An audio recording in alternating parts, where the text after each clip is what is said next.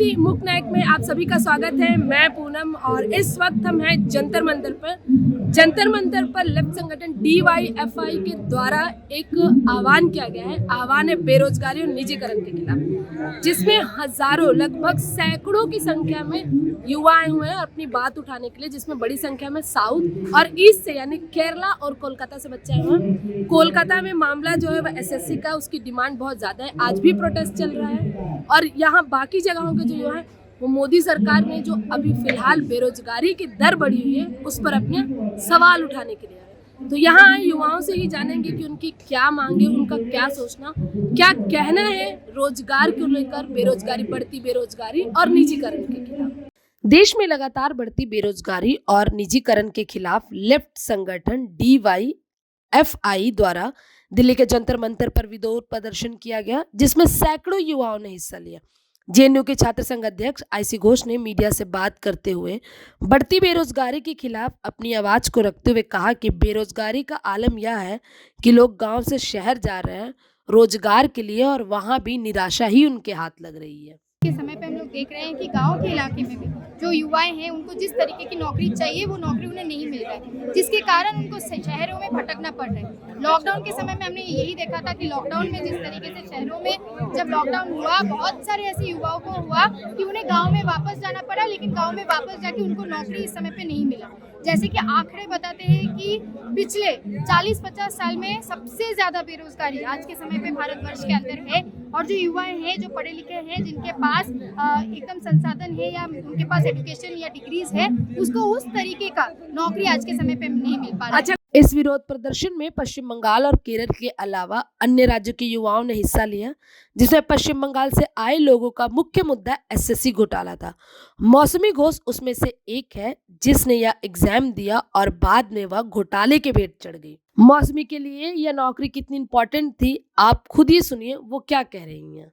हमारा लाइफ बहुत इम्पैक्ट है। हमारा फादर, हमारा हस्बैंड कोई नौकरी नहीं कर रहा, वो मामूली से जॉब कर रहा है। तो एक मामूली से जॉब से अब जब दिनकर पूंजीवाद में जो भी शामिल है, तो हम लोगों को क्या फर्क क्या चलता है। हम लोगों को लाइफ फेल हो गया, हम कोई जॉब नहीं करता, हम एक नौकरी का प्रिपरेशन लेते हैं। पश्चिम बंगाल में SSC टीचर भर्ती के घोटाले को लेकर ममता बनर्जी सरकार के ऊपर लगातार आरोप लगता रहा है।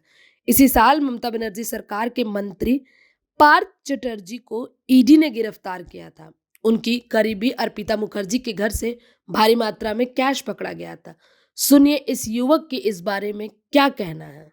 लेफ्ट गवर्नमेंट था उस टाइम में, हर साल SSC होने के बाद ये एक्सपेक्टेशन जो स्टूडेंट है, जो टीचर होने चाहते हैं, उसका एक एक्सपेक्टेशन हुआ था कि हर साल SSC होगा।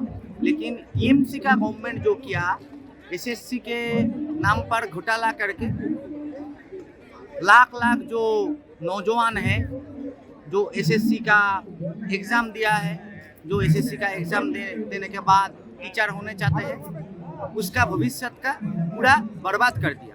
जो भविष्य है उसका भविष्य को बर्बाद कर दिया। और जो अनऑर्गेनाइज सेक्टर में जो काम है, वो काम में भी ज़्यादा मजूरी नहीं है। वह कहते हैं कि इस तरह सरकार ने युवाओं का भविष्य खराब कर दिया, या अनऑर्गेनाइज सेक्टर में भी युवा सरवाइव नहीं कर पा रहे हैं।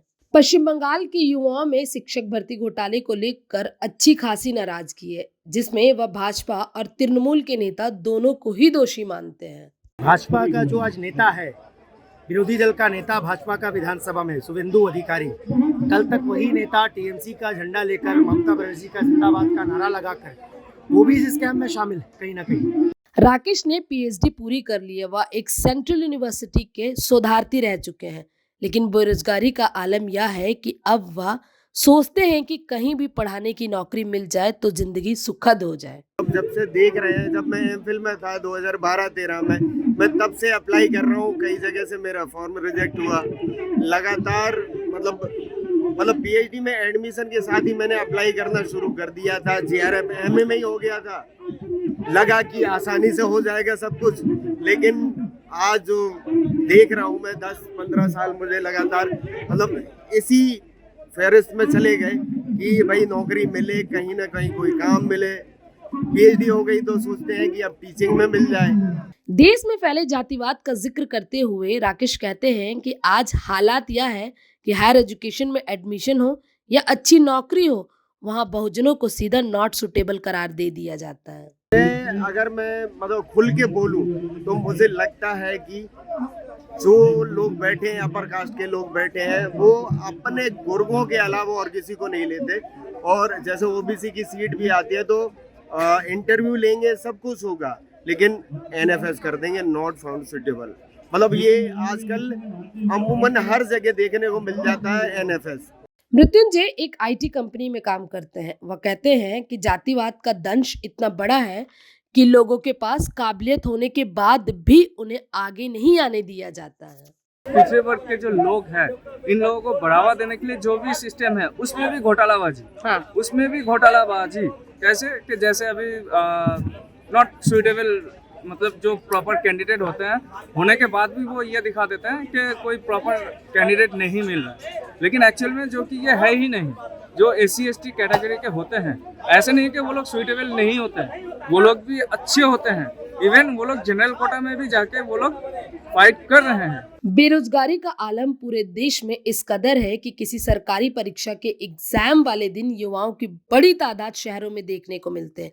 पिछले दिनों यूपी के पेट के एग्जाम के दौरान अभ्यर्थी ट्रेन से लटक कर गए थे। इस बेरोजगारी आंदोलन में यूपी से आए राजकुमार का क्या कहना है, आप खुद ही सुने।